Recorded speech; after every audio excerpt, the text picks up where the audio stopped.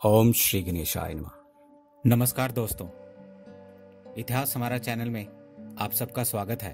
दोस्तों, जन्माष्टमी का पावन पर्व आने वाला है और ऐसे में यदि हम जन्माष्टमी के दिन मोर पंख का एक छोटा सा उपाय कर लेंगे तो माना जाता है आपके जीवन की सारी समस्याएं, चाहे वो कितनी भी विकट हों, दूर हो जाती हैं और मनुष्य माला माल हो सकता है। मित्रों, हम जब भी भगवान श्री कृष्ण का नाम लेते हैं, हमारे सामने या तो उनकी बाल छवि या तो युवा छवि आ जाती है और हर छवि में उनके सिर की शोभा बढ़ाता हुआ मोर पंख। मित्रों, श्री कृष्ण के मुकुट पे मोर पंख होने के पीछे कारण क्या है? दोस्तों, ऐसा माना जाता है कि भगवान श्री कृष्ण मित्र और शत्रु के लिए समान भावना रखते हैं और इसके पीछे भी मोर पंख का उदाहरण देखकर हम ये कह सकते हैं कि श्री कृष्ण के भाई थे शेषनाग के अवतार बलराम और नागों के दुश्मन होते हैं मोर। इसलिए मोर पंख सिर पर लगाकर श्री कृष्ण सबको यही संदेश देते हैं कि वो सबके लिए एक प्रकार संभाव रखते हैं। मित्रों, लेकिन ज्यादा प्रचलित जो कथा आती है मोर पंख के पीछे, वो है राधा रानी की। कहते हैं कि राधा जी के महलों में बहुत सारे मोर हुआ करते थे। जब श्री कृष्ण जी की बांसुरी पर राधा नाचती थी, तब उनके साथ वो मोर भी नाचा करते थे। मित्रों, तब एक दिन किसी मोर का पंख नृत्य करते करते नीचे गिर गया और श्री कृष्ण ने झट से उठा करके उसे अपने सिर पर शोभित कर लिया। मित्रों, उनके लिए ये राधा रानी के प्रेम की धरोहर थी और मोर पंख के सभी रंग गहरे भी होते हैं, साथ में हल्के भी होते हैं। भक्तों को ऐसे रंगों को देखकर यही संदेश मिलता है कि हमारे जीवन में भी इसी तरह से रंग भरे हुए हैं, कुछ चमकीले और कुछ हल्के, कभी सुख तो कभी दुख। मित्रों, मोर एकमात्र ऐसा प्राणी है जो संपूर्ण जीवन में ब्रह्मचर्य का पालन करता है। मोरनी का गर्भ भी मोर के आंसुओं को पीकर धारण होता है। इसलिए इतने पवित्र पक्षी के पंख भगवान खुद अपने सिर पर सजाते हैं। चलिए मित्रों, अब हम जान लेते हैं कि मोर पंख से आप कौन से टोटके कर सकते हैं और मोर पंख किस तरीके से आप इस बार जन्माष्टमी के इस पर्व पर उपयोग करके अपनी लाइफ को बदल सकते हैं। ज्योतिष में मोर पंख जो हम मानते हैं वह मैं आपको बता देता हूँ। सभी नवग्रहों का प्रतिनिधित्व करता है मोर पंख। विशेष तौर पर मोर पंख के कुछ ऐसे उपाय बताए जाते हैं जिन्हें आप अगर जन्माष्टमी के दिन या फिर किसी भी शुभ मुहूर्त में करें तो सभी प्रकार की समस्याओं से आपको तुरंत छुटकारा मिल जाता है।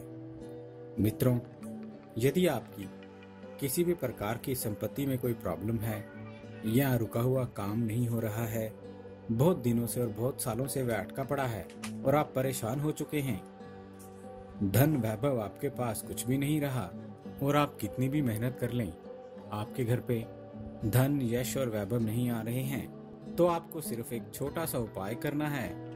राधा रानी जी के मंदिर में जाकर के, भगवान श्री कृष्ण जी के मंदिर में जाकर के आपको जन्माष्टमी के दिन उनके मोर मुकुट पर मोर पंख की स्थापना करवानी है। उस दिन आप प्रतिमा की पूजा करें और 40वें दिन उस मोर पंख को भगवान श्री कृष्ण के मुकुट से लेकर के अपनी तिजोरी या लॉकर में रख दें। मित्रों, आप देखेंगे उसी दिन से, उसी टाइम से आपकी धन संपत्ति में वृद्धि आरंभ हो जाती है और कई समय से अटके हुए काम आपके मिनटों में पूरे होने लगते हैं। मित्रों, ये बहुत ही अचूक उपाय है। आप भी अगर करके देखेंगे मित्रों, आप भी अगर करके देखेंगे ये दोस्तों, ये मोर पंख का उपाय बहुत ही अचूक उपाय है। और अक्सर ये बताया जाता है कि जो बच्चे जिनका पढ़ाई में यानी कि जिस पर्टिकुलर सब्जेक्ट में उनका मन नहीं लगता है, वो बच्चे अपनी बुक्स में उस पर्टिकुलर सब्जेक्ट में एक मोर पंख रख दें और ईस्ट की तरफ मुख करके रोज पढ़ें। आप देखेंगे कि कैसे फटाफट वो सब्जेक्ट आपको याद होने लगता है।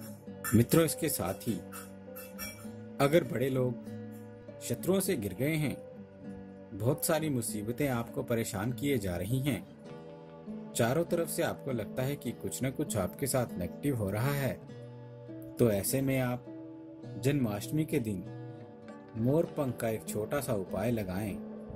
मित्रों, मोर पंख पर यदि आपको अपने किसी शत्रु का नाम पता हो जिससे आपको लगता है कि वह आपके लिए नुकसान का कारण बन रहे हैं, तो आपको उस मोर पंख पर उस दुश्मन का नाम लिखना है, ले जाकर के भगवान श्री कृष्ण जी के मंदिर में रात भर रखना है।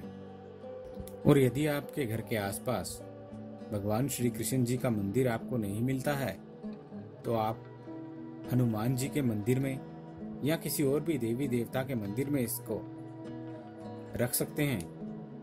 और सुबह उठकर बिना नहाए धोए, बिना किसी से बात किए हुए उस मोर पंख को उठा करके बहते हुए पानी में बहा देना है। अगर आपके पास बहता हुआ जल नहीं है दोस्तों, आप उसको किसी भी मंदिर के किसी भी पेड़ के नीचे रख देना है, या फिर किसी भी पेड़ के नीचे सुनसान जगह पर मिट्टी के नीचे आपको उसको दबा देना है।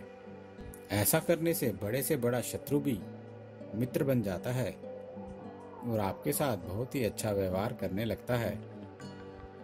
मित्रों, यदि आपकी कुंडली में काल सर्प योग है या कोई भी बड़ा ग्रह दोष है, तो आपको अपने तकिए के नीचे जन्माष्टमी वाले दिन रात में 7 मोर पंखों को रख देना है। 7 मोर पंख आप रख दें। इसके साथ ही बेडरूम की पश्चिम दिशा की दीवार पर एक मोर पंखों का पंखा बना लें, जिसमें कम से कम 11 मोर पंख लगे हों, उसको लगा लें। रोज उससे दिन में 1 या 2 बार अपने आप को हवा डालें। मित्रों, इन उपायों को करने से आप देखेंगे कि कैसे आपके जीवन से जो भी अशुभ योग हैं वह सभी दूर हो जाते हैं। मित्रों, यदि आपके घर में किसी नवजात बालक ने या शिशु ने जन्म लिया है, तो उसके सिराने पर एक चांदी के ताबीज में मोर पंख भरकर रख दें। बच्चे को नजर नहीं लगेगी। अगर बच्चा जिद्दी हो गया है, जो आपने मोर पंख का जो पंखा बनाया है उससे बच्चे को झाड़ें। आप देखेंगे कि इसके प्रभाव से बच्चे की जिद धीरे धीरे कम हो जाएगी। मित्रों, यदि आप भी मुसीबतों से घिरे हुए हैं और आप चाहते हैं कि आपके सारे काम हो जाएं, तो मोर पंख से आप ये टोटके यूज करें। और यहाँ तक कि बड़ी बड़ी बीमारियों को ठीक करने का मोर पंख का इस्तेमाल किया जाता है। मोर पंख से दमा, लकवा, नजला, बांझपन, कई प्रकार के रोगों का सफलतापूर्वक उपचार किया जाता है। मोर का पंख हमारे ज्योतिष शास्त्र एवं वास्तु शास्त्र द्वारा मनुष्य के लिए बहुत ही भाग्यशाली सिद्ध होता है। मित्रों, एक मोर का पंख हमारे जीवन को बदलने में सहायक होता है। अगर आप घर के दक्षिण पूर्व कोण में इसे लगा लेंगे तो बरकत बढ़ती है और साथ ही साथ घर में सांप आदि प्रवेश नहीं करते हैं। मित्रों, मोर और सर्प में बहुत ही शत्रुता होती है और शत्रु अगर ज्यादा तंग कर रहे हैं, आप चाहें तो मोर का पंख हनुमान जी के मस्तिष्क से सिंदूर से मंगलवार या शनिवार रात में उसका नाम लिख करके अपने घर के मंदिर में भी रात में रखें और सुबह उठकर चलते हुए पानी में शत्रु का नाम लेते हुए उसको बहा दें। आप देखेंगे कि आपके जीवन में वह शत्रु आपसे मित्रता पूर्वक व्यवहार करने लगता है। उम्मीद है दोस्तों, आपको हमारे द्वारा दी गई ये जानकारी अच्छी लगी होगी। यदि आपको हमारे द्वारा दी गई ये जानकारी अच्छी लगी है तो कृपया हमारा चैनल सब्सक्राइब करें, हमारे इस वीडियो को लाइक करें और हाँ, शेयर करना ना भूलें। दोस्तों, हमें आपके सुझावों का भी इंतज़ार रहेगा, इसलिए प्लीज़ अपने कमेंट्स हमारे साथ शेयर करें। हमारे इस चैनल के साथ बने रहने के लिए आपका बहुत बहुत धन्यवाद दोस्तों।